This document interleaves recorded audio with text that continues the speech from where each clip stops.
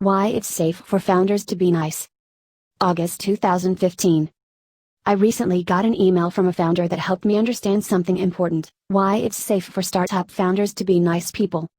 I grew up with a cartoon idea of a very successful businessman. In the cartoon, it was always a man, a rapacious, cigar-smoking, table-thumping guy in his 50s who wins by exercising power, and isn't too fussy about how.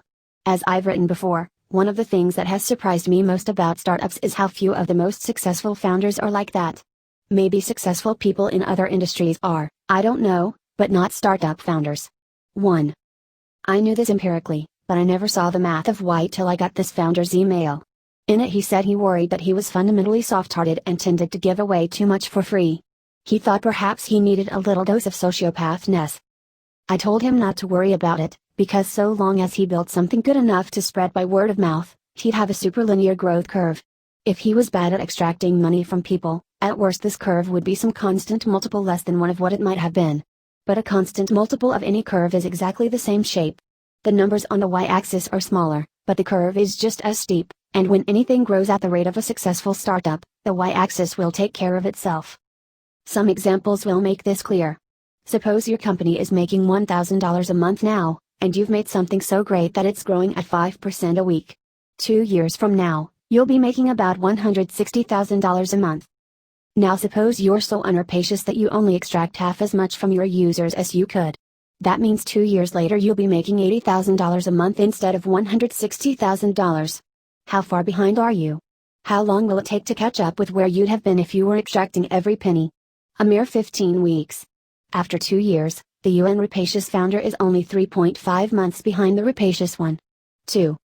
If you're going to optimize a number, the one to choose is your growth rate. Suppose as before that you only extract half as much from users as you could, but that you're able to grow 6% a week instead of 5%. Now how are you doing compared to the rapacious founder after 2 years? You're already ahead, $214,000 a month versus $160,000, and pulling away fast. In another year you'll be making $4.4 million a month to the rapacious founder's $2 million. Obviously one case where it would help to be rapacious is when growth depends on that. What makes startups different is that usually it doesn't. Startups usually win by making something so great that people recommend it to their friends. And being rapacious not only doesn't help you do that, but probably hurts. 3. The reason startup founders can safely be nice is that making great things is compounded, and rapacity isn't. So if you're a founder, here's a deal you can make with yourself that will both make you happy and make your company successful.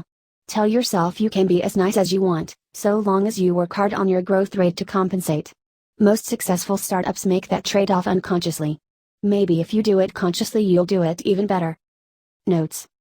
1. Many think successful startup founders are driven by money. In fact, the secret weapon of the most successful founders is that they aren't. If they were, they'd have taken one of the acquisition offers that every fast-growing startup gets on the way up. What drives the most successful founders is the same thing that drives most people who make things: the company is their project. 2. In fact, since 1.0515, the unrapacious founder is always 15 weeks behind the rapacious one. 3. The other reason it might help to be good at squeezing money out of customers is that startups usually lose money at first, and making more per customer makes it easier to get to profitability before your initial funding runs out.